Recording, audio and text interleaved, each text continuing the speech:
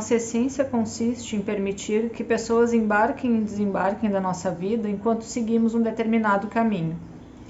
Alguns descem antes e outros ficam até o final da viagem, mas o nosso erro está em supervalorizar esses momentos de partida, e não a viagem em si.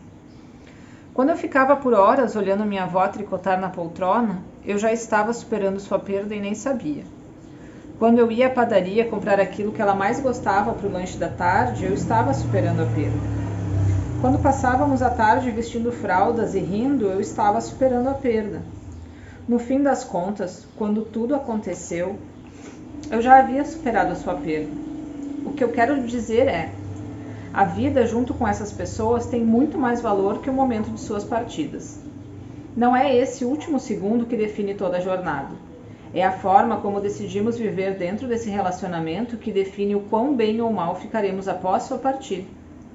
O ser humano tem, por necessidade, que fazer parte. Precisamos nos sentir parte de tudo.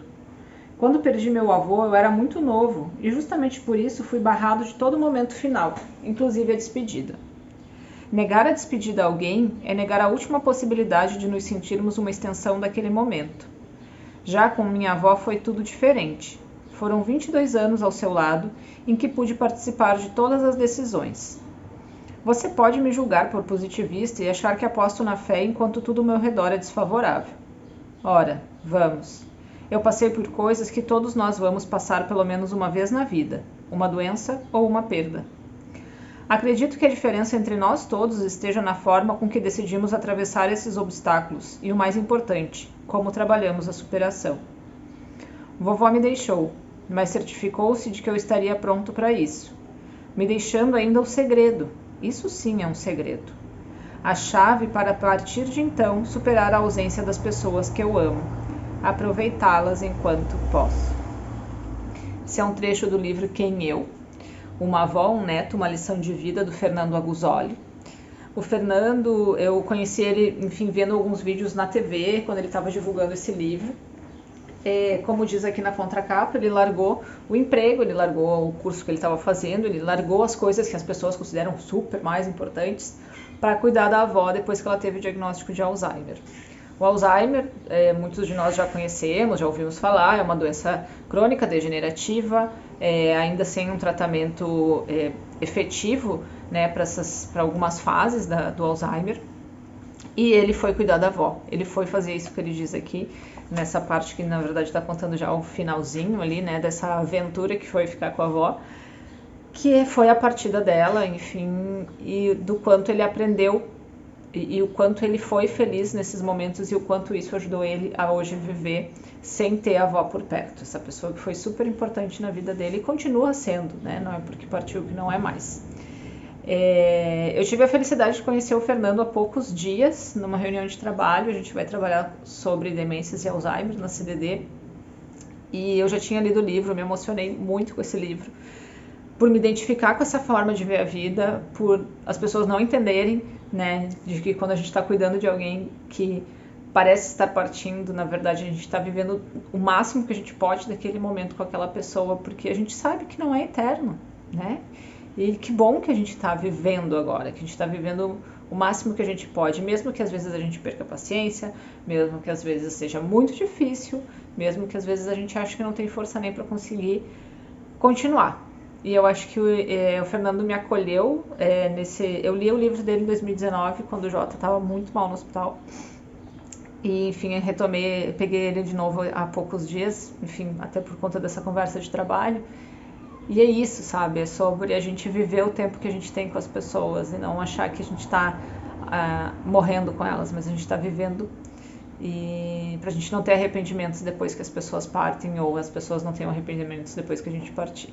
Que eu acho que a pior dor que deve ter é você achar que podia ter feito mais, podia ter vivido mais, podia ter estado mais presente, né?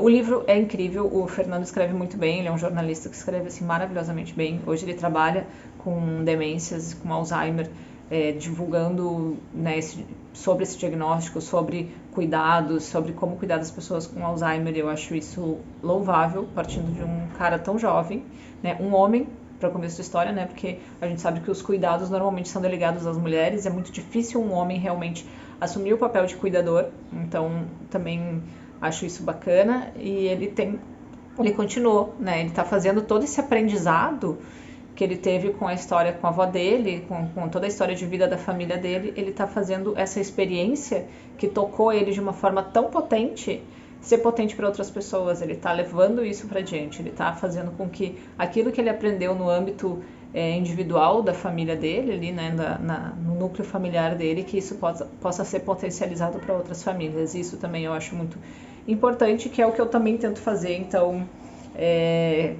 acho assim que livros como esse devem ser lidos. Para além disso, a minha avó tem 88 anos, meu avô também, o avô tem 87, né?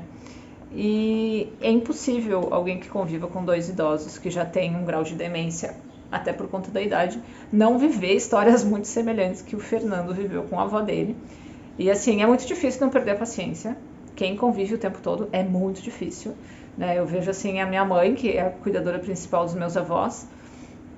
Às vezes as pessoas dizem assim, mas a Sônia não tem paciência com eles, porque não tem que dar bola. Mano, fica o tempo todo com eles pra ver, sabe? Aguenta todo o tempo, assim. Então, assim, não é fácil. Não julguem quem tá cuidando. Não tentem achar que você, que não tá ali o tempo todo, sabe a melhor forma. Isso é uma dica minha, tá? Se você faz de outra forma, legal, bacana, faça da sua forma, mas deixa o outro fazer da forma dele. Porque, enfim, não é uma tarefa fácil e a gente não aprende isso ao longo da vida. Pelo menos a pessoa tá ali, tá junto. E quando ela tá preocupada e tá vivendo isso, é importante. Mas tem muitas histórias engraçadérrimas, tá?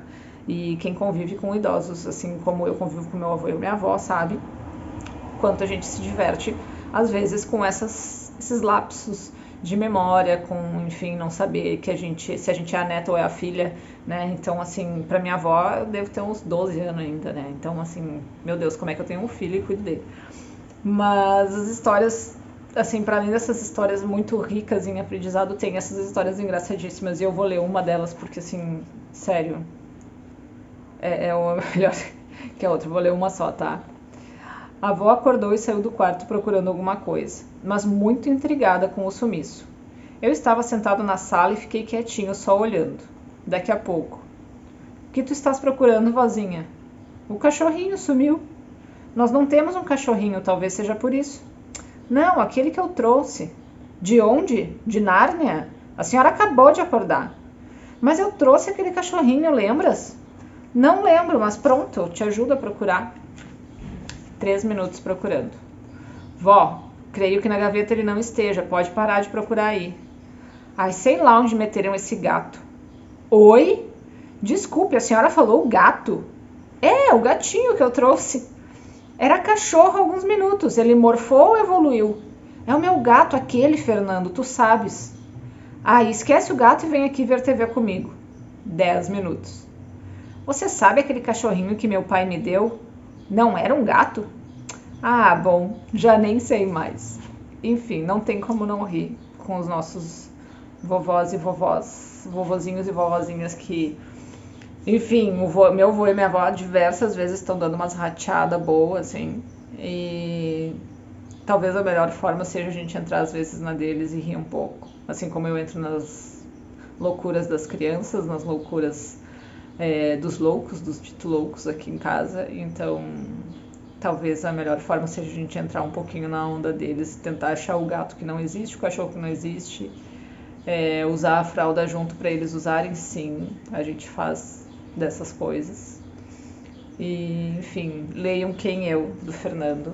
É um aconchego no coração, é divertido, é bem escrito, é uma literatura de ótima qualidade. Leiam pela qualidade literária, leiam pelo aprendizado, leiam porque, como ele diz, em algum momento na nossa vida a gente vai passar ou por uma perda, ou por uma doença, ou pelos dois, ou muitas vezes na vida. Então vale a pena a gente aprender com a experiência do outro, é por isso que a gente partilha, né? A nossa vida, ela vale a pena quando ela é partilhada, e o Fernando partilhou muito bem essa experiência que ele viveu com a avó. Obrigado, Fernando, por ter escrito. É isso aí, gente. Quem Eu é a nossa dica de leitura dessa semana. Beijo.